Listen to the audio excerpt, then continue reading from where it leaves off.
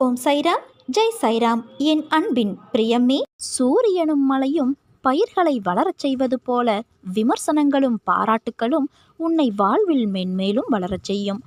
வானத்தை பூமியோடு ஒப்பிட முடியுமா? ஓடுகின்ற நதியை கடலோடு ஒப்பிட முடியுமா? தேடுகின்ற வாழ்க்கை பயணத்தில் உன்னை உன்னோடு மட்டுமே ஒப்பிட்டுப்பார். எதிர்பார்த்து நல்ல நேரத்திற்காக காத்திராமல் எதிர்த்து நின்று நீ நடந்தால் வெற்றி நிச்சயம். ஒரு மனிதன் மனம் முழுக்க அன்பை மட்டுமே சுமந்து கொண்டு என் பெயரை திரும்ப திரும்ப சொல்வானாயின் அவனுடைய அத்தனை கஷ்டங்களையும் நான் பூர்த்தி செய்வேன். அவனுடைய பக்தி என்னும் சாதனத்தையும் வலுவடையச் செய்து அவனுக்குள் பக்தி ஆற்றலை பெருக்கிக் கொண்டே இருப்பேன். உங்களில் அதிர்ஷ்டசாலி எவரோ, எவருடைய பாவம் மறைந்து விட்டதோ அவர்களே என்னை தொழுகின்றார்கள். நீங்கள் எப்போதும் சாயி சாயி என்று என்னை தியானித்தால் நான் உங்களை 7 கடல்களை தாண்டி எடுத்துச் செல்வேன். இந்த வார்த்தைகளில் எவர் நம்பிக்கை கொள்கிறார்களோ அவர்களே மிகவும் அதிர்ஷ்டசாலிகள். எனக்கு 8 முழம் அல்லது 16 முழம் போன்ற பலவித வழிபாட்டு உபகரணங்கள் தேவையில்லை. எங்கு தூய்மையான பக்தி இருக்கிறதோ அங்கேயே நான் இருக்கின்றேன். கடவுள் உங்களை இக்கட்டான சூழ்நிலையில் தள்ளும்போது கடவுள்தான் உங்களை அதிலிருந்து மீட்டெடுப்பார். கடவுள் உங்களுக்கு வழி காட்டுவார். எல்லாவற்றையும் செய்பவர் கடவுள் என்பதை நினைவில் கொள்ளுங்கள். எனது அன்பு குழந்தையே, உன் உள்ளத்தில் ஏன் இவ்வளவு குழப்பம்? என் அனுமதியினால்தான் எல்லாம் நடக்கிறது என்று உணர்ந்துவிட்டு பிறகு தேவையில்லாமல் ஏன் யோசித்து குழம்பி மாட்டிக்கொள்கிறாய்? உனக்கான அனைத்தையும் சரி செய்து வருகிறேன். அதை நீயும் உணர்கிறாய். எல்லாம் என் சாயப்பா என்று விட்டுவிடு. உனக்கான அனைத்தையும் நான் செய்வேன். உன் உழைப்பை வேகமாக உயர்த்து. உன்னை நான் உயர்த்துவதற்கு ஏதுவாக அதற்கான பலனை பற்றி நீ கவலைப்படாதே. உன் மனதில் பகைமை இருந்தால் அந்த உணர்வை வெளியே துரத்து. அப்படி செய்தால்தான் உன் மனதில் அமைதியும் நிம்மதியும் நிலைக்கும். என்னை நீ பார்க்கும் போதெல்லாம் உன்னை நான் பார்த்து இருக்கின்றேன். நிஜ உருவில் என்ற எண்ணத்தை நீ உணர்கிறாயல்லவா? அதற்கான அர்த்தம் என்னவென்றால், நீ இதற்கு முன்பு எடுத்த எல்லா பிறவியிலும் என் குழந்தையாக நீ வாழ்ந்தாய். உன் சாயப்பா என்ற சொல் உன் மனதில் இருப்பதற்கும் உணர்வதற்கும் அதுவே காரணம். எல்லோரும் என் குழந்தைகளே. என் குழந்தைகளிடம் எனக்கு பாகுபாடு கிடையாது என்பதை நீ அறிவாய். ஆனால் நீ என் செல்ல பிள்ளை. உன்னை விட்டு நான் எங்கே நகருவேன்? என் கண்மணியை விட்டு இமை பொழுதும் நகரமாட்டேன். உன் கண்ணில் எழும் கண்ணீருக்கு நான் துணையாக இருப்பேன். நீ கலங்காதே. என்னிடம் நீ கொண்ட பற்றும் பக்தியும் அன்பும் நான் அறிவேன். உன்னை நீ காயப்படுத்தி கொள்ளாதே. உனது ஆத்மாவான நான் அதில் இருக்கிறேன். என் நாமத்தை உச்சரி. அதுவே உன் மனக்கவலையை போக்கி தெளிவு தரும் மருந்தாகும். உன் மனக்குறை அனைத்தும் பறந்தோடும் உனக்கான காலத்தை நீ தொட்டு விட்டாய். குருவாக இருந்து உன்னை நான் உயர்த்துவேன். செல்வமும் சுபிட்சமும் நிலையற்றவை. இந்த உடல் அழிவிற்கும் மரணத்திற்கும் உட்பட்டது. இதை உணர்ந்து இம்மை மறுமை பொருட்களின் மீதுள்ள பற்று அனைத்தையும் விட்டுவிட்டு உனது கடமையை மட்டும் செய். தற்போது அனைத்தும் உனக்கு எதிராக நடப்பது போல் தோன்றலாம். ஆனால் இறுதியில் நான் அனைத்தையும் சரி செய்வேன். என் நேரத்திற்காக காத்திரு. அனைத்தும் உனக்கு வெற்றியாய் அமைய நான் என்றும் துணையாக இருப்பேன். போராடி போராடி ஓய்ந்து போய்விட்டதாக உணர்கிறாயல்லவா? பயப்படாதே, கலங்காதே. நீ தனியாக இருக்கிறாய் என்று. உன்னிடத்தில்தான் உன் மனதில் உன் சாய்தேவா வசிக்கிறேன். உன் மனதில் உள்ள அனைத்து விதமான வலிகளும் துன்பங்களும் எனக்கு தெரியும். உனக்காக எல்லாம் சரி செய்து கொண்டுதான் இருக்கின்றேன். ஒரு விஷயத்திற்காக போராடுகிறாய். முடிந்தவரையில் உன்னால் முடியும் என்று. ஆனால் அதற்கான காரணங்கள் தெரியாமலே அந்த விஷயத்தில் சோர்வை சந்திக்கிறாய். இதுதானே உன் மனதில் உள்ள கவலை? புலம்பாதே. புலம்புவதால் எதுவும் மாறப்போவது இல்லை. இதற்கு மேல் எப்படி என்னால் உழைப்பை போட முடியும் என்று உணரும் தருவாயில் முடியவில்லை என்ற எண்ணம் தோன்றும். நீ நிராயுதபாணியாய் நிற்பதை போன்று தவித்து மனதிற்குள் புழுங்கிக் கொள்ளாதே. ஏதோ ஒன்று என் உழைப்பை உயரவிடாமல் தடுக்கிறது. என்னை முடியாது என்று உணர தருவாய்க்கு கொண்டு வந்துவிட்டது என்று தோன்றும் நேரம் உன்னுடைய எல்லா பொறுப்பையும் என்னிடம் ஒப்படைத்துவிடு. நான் இருக்கிறேன். என்றும் உனக்காக நான் சுமக்கிறேன். மனதை பூ போன்ற மென்மையாய் வைத்துக்கொள்.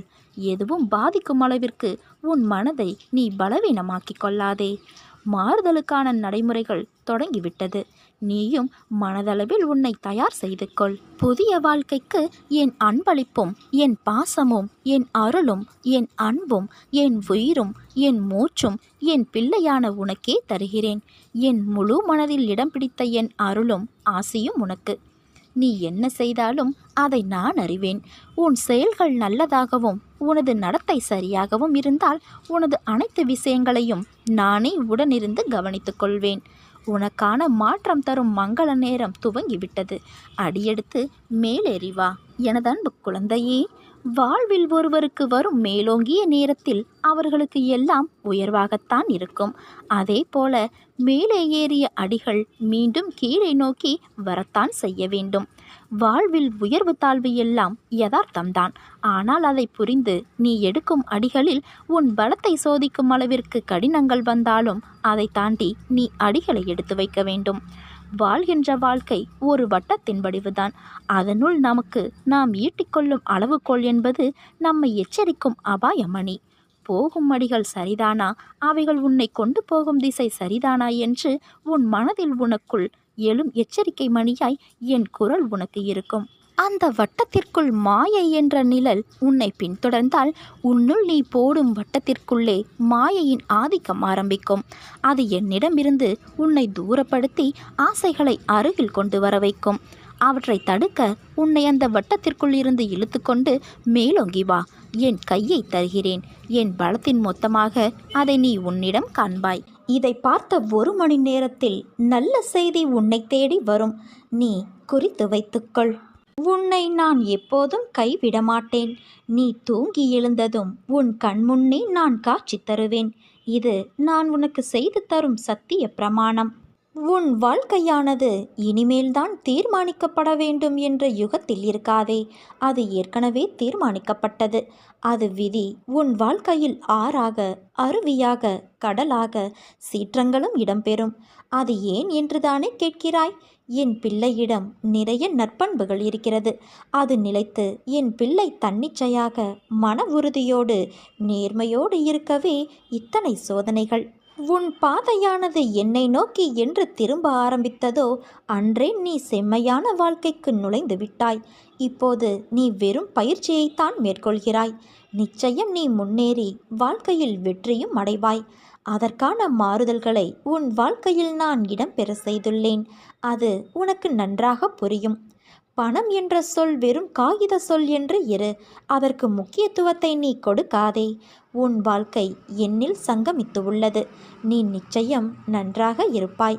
என் அருளும் ஆசியும் உனக்கு எப்போதும் உண்டு என் குழந்தையே. உன் அம்மாவாக நான் எப்போதும் இருப்பேன். நீ படும் துயரமும் அனுபவிக்கின்ற மன இறுக்கமும் அழுகின்ற அழுகையும் என்னை பாடாய்படுத்துகிறது. இனி உன்னை நான் அதிகமாக நேசிக்கப் போகிறேன். இதுவரை உனக்கு நடந்த கெடுபலன்களை மாற்றியமைக்கப் போகிறேன். நீ புத்திசாலியாக இருந்து உன் குடும்பத்தை கட்டி எழுப்பு. உன்னால் மட்டுமே இழந்து போன அனைத்தையும் மீட்டு வர முடியும். வீட்டிற்குள் உட்கார்ந்து வீணாக காலத்தை முடக்காமல் உன் குடும்பத்தை எப்படியெல்லாம் மீட்கலாம் என திட்டமிடு. பிறர் உன்னை கேலி பேசுகிறார்கள், குறை கூறுகிறார்கள், அவமரியாதையாக பார்க்கிறார்கள் என்றெல்லாம் கவலைப்படாதே. அவர்கள் எல்லாம் உன் வளர்ச்சி பிடிக்காமல் மீண்டு வந்து விடுவாய் என்ற பயத்தில் புலம்புகிறார்கள். அவர்களுக்கு எல்லாம் ஒரு புன்சிரிப்பை தவிர வேறு எதையும் காட்டாதே. இழப்பிலிருந்து படிப்பை கற்றுக்கொள். எழுந்து கால் ஊன்றி நில். உன்னால் முடியும். உன்னால் மட்டுமே முடியும். நிச்சயமாக சறுக்கலிலிருந்து மீண்டு நீ சாதிக்கப் போகிறாய்.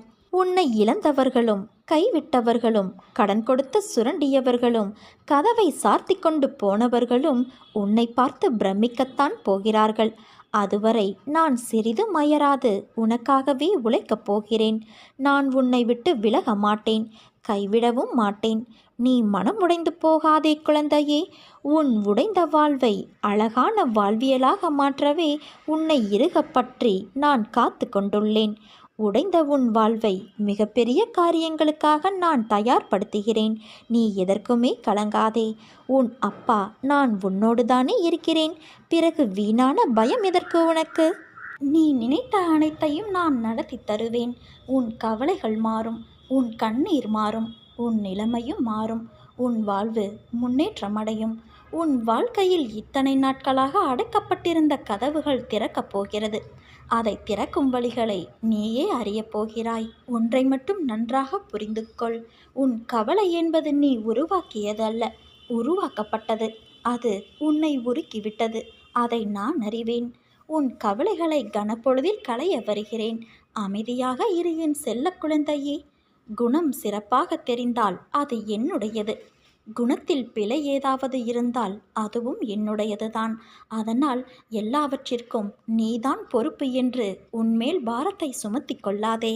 உன்னை தொடரும் துயரங்கள் இன்றோடு விலகப் போகிறது. எதற்கும் பயப்படாதே. உன்னில் நிச்சயம் வெற்றி என்ற தீபத்தை நான் ஏற்றுவேன்.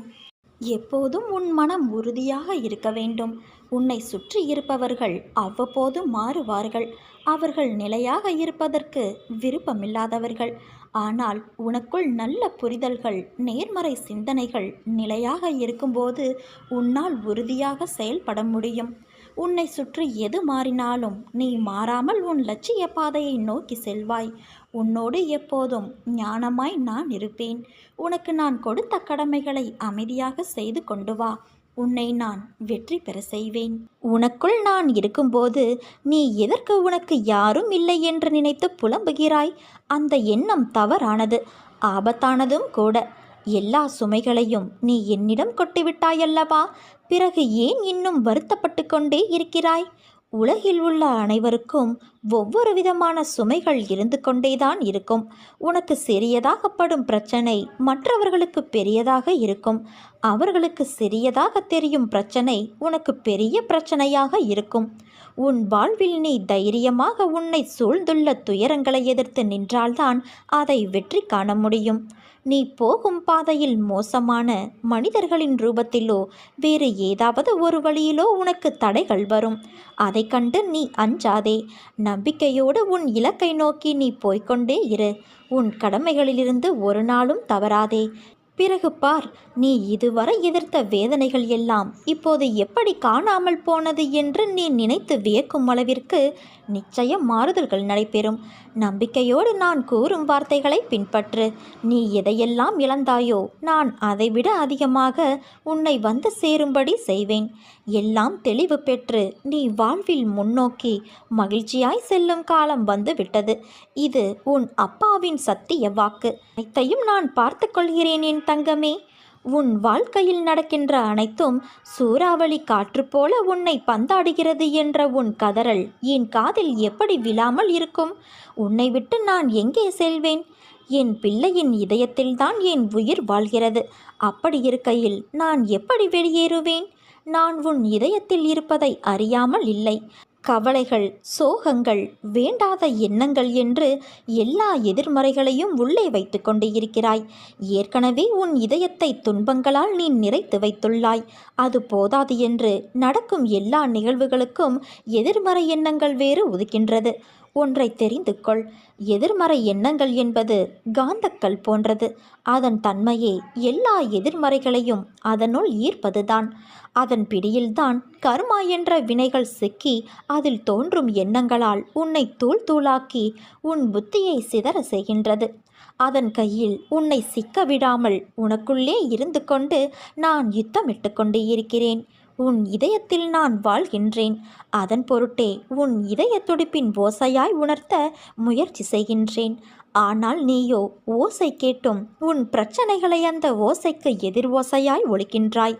பிறகு எப்படி என்னை நீ முழுவதுமாக உணர்வாய்? உன் மனதை துன்பம் என்ற திரையை வைத்து போத்தி வைத்துள்ளாய். அதை தூக்கி எறி. அப்போது உன் மனதில் ஒரு பெரிய ஒளிச்சுடர் தெரியும். அதில் ஆனந்தத்தின் அருவியாய் பொழிந்து என்னை நீ பார்ப்பாய். உன் நிம்மதியை உணர்ந்து ஆனந்தத்தை உணர்வாய். நீ நம்பிக்கையோடு இரு. நல்லதே நடக்கும். நல்லவர்கள் கஷ்டப்படுகிறார்கள், கெட்டவர்கள் சந்தோஷமாக இருக்கிறார்கள் என்று வருந்தாதே. எல்லாம் கர்ம வினைதான் காரணம்.